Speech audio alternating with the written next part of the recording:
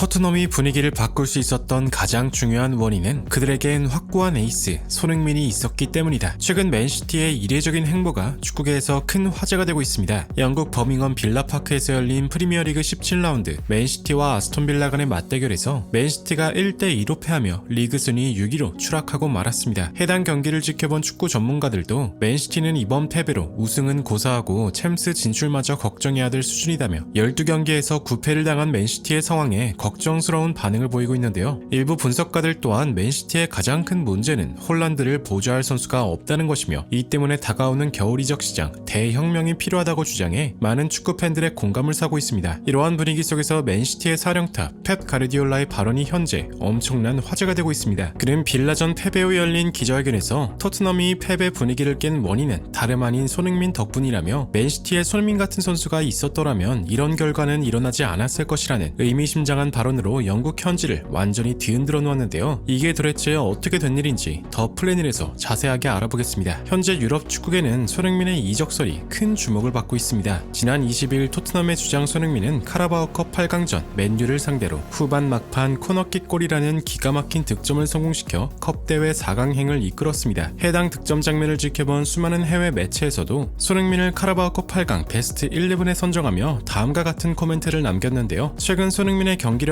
멈출 줄 모르고 상승하고 있다. 지난 시즌부터 각성한 플레이메이킹이 만개했으며 타의 추종을 불허하는 킥력은 여전히 치명적이었다. 특히 중요한 경기에서 드러나는 특유의 클러치 능력은 그가 어째서 프리미어리그의 슈퍼스타인지 확실하게 깨닫게 해주었다. 라며 엄청난 극찬을 표했는데요. 그러나 손흥민의 활약이 계속될수록 토트넘의 상황은 정반대의 분위기로 흘러가고 있습니다. 그 이유는 바로 재계약 문제. 손흥민과 토트넘의 계약 기간은 2025년 여름까지이며 불과 몇 주일만 지나면 손흥민은 보스만 룰로 인해 자유계약으로 타 리그로 이적이 가능하기 때문입니다. 이 탓인지 현재 이적설이 거의 난무하고 있는데요. 갈라타사라이를 시작으로 바르셀로나, 레알 마드리드, 맨체스터 유나이티드 그리고 최근에는 영혼의 파트너 케인이 속한 바이에른 뮌헨과 연결되고 있습니다. 여기서 끝이 아니었는데요. 스페인 매체 피차에스는 손흥민은 내년 여름에 토트넘과 계약이 끝난 후 아틀레티코 마드리드로 이적할 수 있다라며 이미 지난 9월 아틀레티코 마드리드가 비밀리에 손흥민의 에이전트와 접촉했다는 사실이 확인되었습니다. 해당 소식을 접한 전문가들 또한 토트넘이 손흥민에게 재계약을 제시하지 않았을 리가 없다. 그러나 어떤 금액을 오퍼해도 주도권은 손흥민에게 달려있다. 라며 토트넘이 손흥민의 이적을 막아낼 방법은 없다고 주장했는데요. 토트넘의 레전드 제이미 오어라는 토트넘이 손흥민을 이대로 놓치면 그건 구단 역사상 최악의 선택일 것이다. 손흥민은 구단에 대한 충성심이 대단한 선수로 알려졌지만 레비 회장은 손흥민의 헌신을 이용하기만 할 뿐 제대로 된 대우를 해주지 않았다. 더군다나 손흥민 또한 자신의 커리어에 우승컵을 추구하길 바랄 것이다. 최근 손흥민의 활약도 전성기 그 이상의 기량인데 어느 클럽이 공짜인 손흥민을 탐내지 않겠는가? 라며 손흥민의 이적은 거의 기정사실화된 것이나 마찬가지라 말했는데요. 이러한 상황에서 축구 팬들을 충격에 빠뜨리는 소식이 전해졌습니다. 최근 맨시티는 아스톤빌라와의 경기에서 1대2 패배를 당했고 리그 순위도 6위로 추락하고 말았습니다. 지난 10월 말 토트넘과의 컵 경기를 시작으로 5연패를 겪었고 이후에도 회복하지 못한 채 12경기 1승 2무 9패라는 초라한 성적을 남겼습니다. 일부 전문가들은 맨시티의 추락 원인에 대한 정밀 분석에 들어갔고 그 원인은 공격수들의 부진이었습니다. 특히 가장 심각했던 건 괴물 공격수 홀란드의 추락. 통계 매체에 따르면 홀란드의 최근 3경기 스탯은 19번의 패스를 제외하면 0골 0어시, 드리블 성공률 0%, 유효슈팅 0번, 거의 말도 안 되는 수치였습니다. 심지어 맨시티의 주전 윙어인 필 포드는 빌라전 한 골을 넣기 전 리그 0골 1도움을 기록하면서 2부 리그 수준이나 다를 바 없는 활약을 보여주고 있습니다. 1000억이 넘는 금액을 주고 데려온 그릴리시는 이미 최악의 성적으로 방출설까지 돌고 있는데요. 홀란드는 경기 후 인터뷰를 통해 나는 축구의 신이 아니다. 동료들의 도움이나 지원이 없으면 내가 할 수 있는 건 거의 없다. 나는 모하메드 살라나 손흥민처럼 스스로 기회를 만드는 선수가 아니다. 내 공격을 도와줄 선수가 필요하다. 라며 아쉬움을 털어놨습니다.